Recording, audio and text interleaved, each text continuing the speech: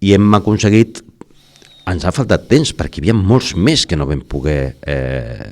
preparar la documentació, però si més no vam aconseguir quasi 200 irregularitats flagrants, però ens han faltat presentar, per exemple, molts clubs que feia 2 anys que no competien i també van anar a votar i no els hem pogut incorporar en aquesta llista perquè no ens ha donat temps materials, perquè la veritat és que has de ser molt ràpid i has de ser molt concret amb les denúncies. Hi ha molts més, no són aquests, Toni, hi ha molts més clubs que van votar regularment,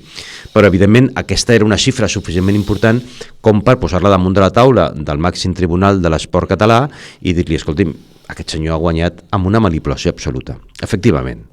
al cap d'uns mesos hem aconseguit demostrar, i així ho ha entès el Tribunal Català de l'Esport, que les eleccions del 22 de maig del 2022 van ser corruptes, que el senyor Soteras va fer trampes, que va guanyar utilitzant sistemes absolutament il·legals i que la corrupció va ser l'única manera per la qual ell va guanyar aquestes eleccions i que s'han de tornar a repetir.